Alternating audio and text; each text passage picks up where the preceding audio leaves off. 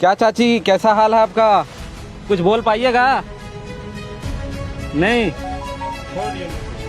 ठीक है अभी, ठीक है। बाल बच्चा 4 गो है। अच्छा। और एक पीछा कोई नहीं, नहीं ससुर है, न गोया कोई है, मतलब नहीं भाई बाप कोई नहीं है एकरा। तो एकरा के पुरोते? तो 4 ठो बाल बच्चा है, ओकरे खातिर ही गेट पास खातिर ले बैठे। अच्छा, नहीं रोजी रोटी जे हमर लग जा। अच्छा, रोजी 2-3 महीना तक ये घूमती रही अचार वाला के पास है ही। यहाँ पे जो डीवी सिंह का जो प्रबंधन हो उससे भी बात की तो उन लोग टाल मचोल करके ही करते रहे। तो लास्ट में ये नौबत करके अभी हड़ताल पे बैठना। प्रतिनिधि हैं, नौटंकीबाज हैं, वो नौटंकी करते हैं। तिलैया डैम में जाके नौटंकी करेंगे, परसाबाद में, चलकुसा में। विस्थापितों के लिए उनका क्या, उनको ठेकेदारी मिल रहा है, पैसा मिल रहा है, वो घर पर है। 5 दिन हो गया, कोई बतावे सांसद और विधायक। मैं तो चैलेंज करता हूँ उन लोगों को कि इस क्षेत्र के एक भी अगर जो जेन्युइन मुद्दा रहता है उस पर नहीं लड़ते हैं, वो उन्हें सिर्फ टीआरपी चाहिए। सुबह 7 बजे से बैठेंगे और डीवीसी प्रबंधन का पूरा हुक्का पानी बंद कर देंगे। और जिला प्रशासन इस गरीब असहाय जो महिला, इनके 4-4 बच्चे हैं, इनकी एक सासू माँ है, उनका घर कैसे चले, इस पर पहल करना। परिवार को रोजगार देना होगा, देना होगा, देना होगा। विजय पासवान की पत्नी लीलावती देवी को रोजगार देना होगा, देना होगा, देना होगा। डीवीसी हाय हाय हाय हाय हाय हाय। डीवीसी होश में आओ, होश में आओ, होश में आओ। डीवीसी प्रबंधन मुर्दाबाद, मुर्दाबाद, मुर्दाबाद। डीवीसी प्रबंधन मुर्दाबाद। जोहार। मैं जब आज आप देखना शुरू कर दिए हैं दी न्यूज़ खजाना, मैं आज पहुंचा हूं कोडरमा के डीवीसी के अंतर्गत एक केटीपीएस पावर प्लांट चलती है, वहीं पे एक यहाँ पे पिछले 20 सितंबर से एक महिला भूख हड़ताल पे बैठी है। तो चलिए उनसे जानते हैं क्या वजह है, क्या मुख्य कारण है जो लगातार 4-5 दिनों से भूख हड़ताल पे बैठी है। तो चलिए उन्हीं से जानते हैं आखिर क्या वजह है, क्या बात है जो मांग करने के लिए बैठी है। वो फिलहाल उनका स्थिति हमको देखने से तो सही नहीं लग रहा है, तो चलिए उनके और जो लोग हैं उनसे बात करते हैं। आप कौन लगे इनके? सास हैं। तो क्या क्या क्या मांग है आप लोग जो भूख हड़ताल पे बैठे हुए हैं? लगभग 5वां दिन चल रहा है आज। मांग है कि बाल बच्चा 4 गो है। अच्छा। और एक पीछा कोई नहीं, नहीं ससुर है, न गोया कोई है, मतलब नहीं भाई बाप कोई नहीं है एकरा। तो एकरा के पुरोते? तो 4 ठो बाल बच्चा है, ओकरे खातिर ही गेट पास खातिर ले बैठे। अच्छा, नहीं रोजी रोटी जे हमर लग जा। अच्छा, रोजी रोटी। हाँ। जो इनके पति थे, आपके बेटे थे, हाँ। उनका क्या हुआ था पहले? यहाँ का काम करो ले। अच्छा अच्छा। यहाँ काम करो ले तो यहाँ से माथा दर्द भेल गले, माथा दर्द भेल गले तो चल गए यहाँ गलते। तो 2 दिन बोले की बोलो बेटा, की बोले ये मैं क्या माथे बड़ी दर्द करो हो। तो ले गलिए तिलैया से नहीं सुनल को तो ले गलिए गिरिडीह से नहीं सुनल तो ले गलिए रांची में वो सब अतरे हो गए। डीवीसी प्रबंधन से आप लोगों की क्या मांग? डीवीसी के प्रबंधन से बाल बच्चा के रोजगार मांगोगे। अच्छा अच्छा, रोजगार और की मांगबे जे बाल बच्चा के अपन कोनो चीज गुजर बसर काटे वाला रोजगार जे दे देते गेट पास, तो अपन बाल बच्चा के दाना आधार देते। यानी आपको अपने बेटे के बदले इन्हें रोजगार चाहिए ताकि इनका जो फैमिली है सही से जीवन व्यापन कर सके। चलिए और भी लोग हैं यहाँ, चलिए उन लोगों से बात करते हैं और जानते हैं क्या। हाँ हाँ, आप लोग का क्या, आपका नाम क्या हुआ? मेरा रामदेव पासवान। जी जी। आप लोग जो बैठे हैं वहाँ यहाँ हम अभी भी तक क्या? जैसे ये भी मेरे ही गांव से बिलोंग करते हैं, तमाई पंचायत से, और हम दूसरे कंपनी में काम करते थे और ये बीके कंस्ट्रक्शन में काम करते हैं। ठीक है, तो इसको वही काम करने के समय ही 1-2 दिन के पहले से इनका तबीयत ख़राब हो गया था। फिर भी ड्यूटी आ रहे थे तो बोलें मेरे को ही कि भैया इस तरह तबीयत ज़्यादा मेरा ख़राब हो रहा है, मेरे को छोड़ दो रूम पे। तो हम उसको घर पे जाकर छोड़े, ज़्यादा उसका सीरियस हो गया, वही तिलैया वगैरह लेके गए। रांची लेके जाने के समय में ज़्यादा हालत ख़राब हो गया, वही रिम्स में एडमिट किए, वहाँ उसको इस तरह मृत्यु हो गया। वहाँ से लाने के बाद में घर पे यहाँ पे हम लोग यहाँ का साइड इंचार्ज बीके कंस्ट्रक्शन के हम लोग के घर पे आए थे कि वो होने के बाद आप लोग जो काम किया है इसका ख़त्म होने के बाद इनको काम दिया जाएगा, इनको पत्नी का। तो उन लोगों की तरफ से क्या, कंपनी के तरफ से? कंपनी के तरफ से आया रिप्लाई आया था कि इसको काम रखेंगे। तो ये 6-7 महीना हो गया, फरवरी में के बात है, फरवरी में वो एक्सपायर किए थे।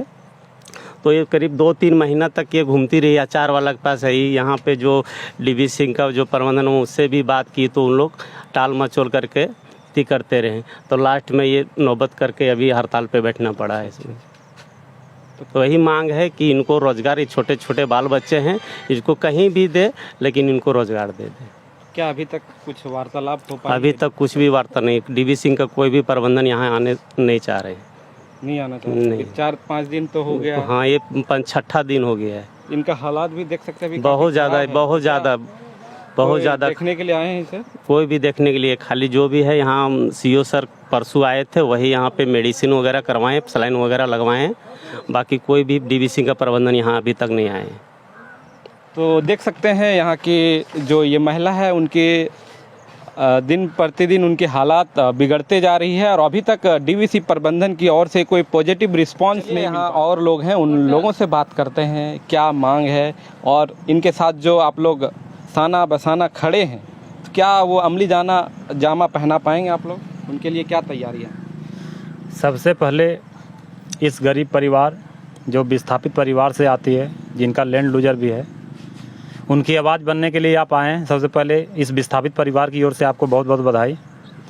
साथ ही मैं कहना चाहूँगा कि डीवीसी प्रबंधन के अंतर्गत बीके कंस्ट्रक्शन एक कंपनी जो मेंटेनेंस का कार्य करती आ रही है, इनमें मृतक विजय पासवान जी काम करते थे। 6 से 7 महीना पूर्व इनका निधन हो गया।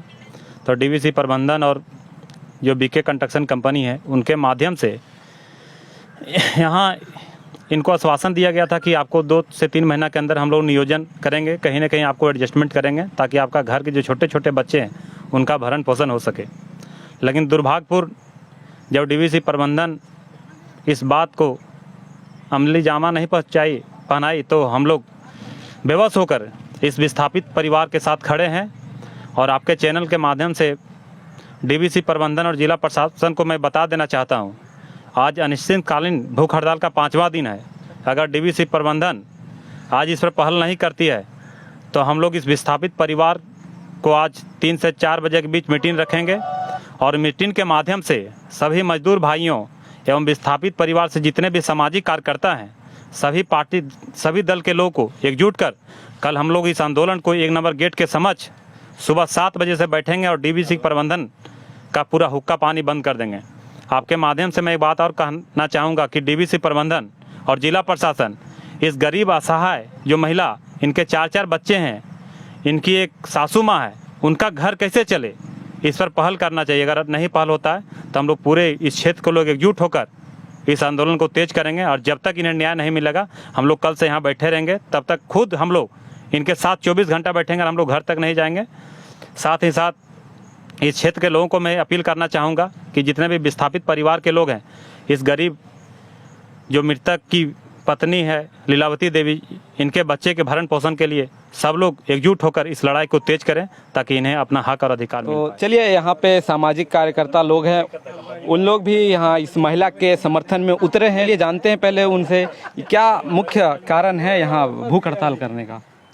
देखिए, यह जो हड़ताल अनिश्चितकालीन भूख हड़ताल चल रहा है, यह विजय पासवान जी थे जो पिछले फरवरी में कार्य कर रहे थे, डीवीसी में काम कर रहे थे और वो डिस्प्लेस भी हैं, यहाँ विस्थापित भी हैं इस बांझेडी में। और उनका यहीं से कुछ बुखार उखार था और घर गए और उनका मृत्यु हो गया। और उनकी पत्नी जो कि उनके परिवार में सिर्फ 4 बच्चे और न तो उनका कोई अपना, उनके पिताजी भी थे विजय पासवान जी का, उनका पहले डेथ हो गया था, माँ भी नहीं रही और उस घर में अब मात्र उनकी पत्नी है और उनके 4 बच्चे जो 4 साल 5 साल के हैं। और इनके पिताजी भी जो इनका मायके है महिला का, वहाँ भी स्थिति ठीक नहीं है। उनका जो है क्या बोलते हैं, पिताजी हैं घर में और परिवार में कोई नहीं है उनका। तो मेरा कहना है डीवीसी के लोगों को कि अगर आप लोग 5 दिन हो गया भूख हड़ताल या कोई अनिश्चितकालीन धरना प्रदर्शन नहीं है जो महीनों दिन और 6 महीना चलेगा, आप स्थिति देख लीजिए अभी उनका स्थिति क्या है, बोलने की स्थिति में नहीं है। तो मेरा एक नैतिकता के आधार पर आग्रह होगा डीवीसी के प्रशासन से, आज 5 दिन हो गया है, आप इसको ख़त्म कीजिए और इन्हें रोज़गार दीजिए। चूँकि यह महिला बिल्कुल, आप अगर रोज़गार नहीं देते हैं तो इनके 5-5 परिवार के खाने के लाले पड़ जाएंगे। आप लोगों को पता होगा कि इस बार पूरे कहीं लगता है कोडरमा जिला में तो 5% भी खेती नहीं हुआ है, जो कि खेती भी होता तो इन लोग कुछ करके खा लेता है, लेकिन खेती भी इस बार नहीं हुआ है, जिस कारण यह परिवार पूरा का पूरा निर्धन हो गया है और घर में खाने के लिए 2 किलो चावल और आटा का व्यवस्था नहीं इनके यहाँ। इसलिए इनका किसी तरह से बच्चे का परवरिश हो, उनके भोजन कैसे चले और इन लोग कैसे पढ़ लिख सके, इसके लेकर इनके पिताजी यहाँ थे, तो उन बच्चों को लेकर डीवीसी सोचे।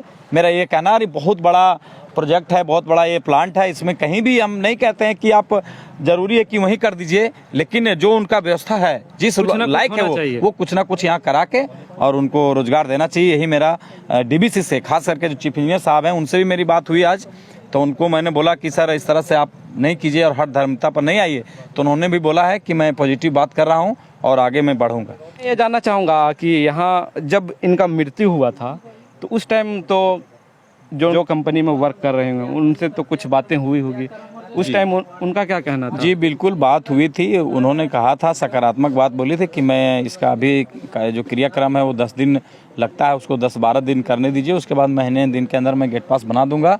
और उनका मैं उन पति के जगह में उन्हें मैं रोजगार दे दूंगा और वो हमेशा के लिए फिर जिस तरह से उनके पति कार्य कर रहे थे वो इस तरह से करेंगे। लेकिन ना जाने फिर उस कंपनी के लोग यहाँ हमेशा लोग बात करते रहा, टालते रहा, आज करेंगे, दो कल करेंगे, महीना बात करेंगे। हाँ, अभी 6-7 महीना होने चला और नहीं हुआ, तब परेशान होकर के इन लोगों ने यह कदम उठाया। और एकमात्र चूंकि हम लोग लोकतांत्रिक तरीके से लड़ाई को लड़ते हैं, हम लोग यहाँ डीवीसी को हम लोग नहीं आए हैं कि गेट बंद कर देंगे, मार देंगे, पीट देंगे, ऐसा हम लोग का कोई सोच नहीं रहता है। हम लोग का उद्देश्य भी नहीं कि प्लांट बंद हो, हम लोग भी चाहते हैं कि प्लांट चले, बट जो जरूरी चीज है वो होना चाहिए। चूंकि इस क्षेत्र के लोग हैं, यहाँ आप लोगों ने जमीन दिया है तो बहुत कुछ लोगों ने सोच के दिया है कि हमें यहाँ से रोजगार मिलेगा, और हम लोगों ने इसलिए डीवीसी को हमेशा मदद करता है कि इस क्षेत्र के लोगों को अगर कोई परेशानी हो तो हम अगर आपके साथ खड़ा है तो आप भी मेरे साथ खड़ा रहिए। और आज हम लोग इस परिवार के लिए यहाँ खड़े हैं, पूरे मोर्चा के लोग, हम लोग जो संयुक्त मजदूर मोर्चा जो चलाते हैं वो सारे मजदूर भाई आज यहाँ इकट्ठा हुए हैं, और मेरा आग्रह है कि इन्हें रोजगार दिया जाए। और कोई बात नहीं हम लोग को, और डीवीसी से कोई लड़ाई, अभी एक सूत्री मांग है कि इन्हें रोजगार दिया जाए। बिल्कुल, क्योंकि कोई भी कंपनी हो या कोई भी संगठन हो, लोग सब मिलके जो जितने वर्कर होते हैं उसी से चलता है और वो पूरा परिवार होता है। तो एक परिवार में क्षति पहुंची है तो कंपनी को भी चाहिए या डीवीसी को भी चाहिए उस क्षति को पूरा किया जाए, ताकि क्योंकि उनके हालात दिन ब दिन बिगड़ती जा रही है और जो फैमिली बैकग्राउंड है वो ऐसा है नहीं कि वो उन लोग जीवन व्यापन सही तरीके से कर पाए।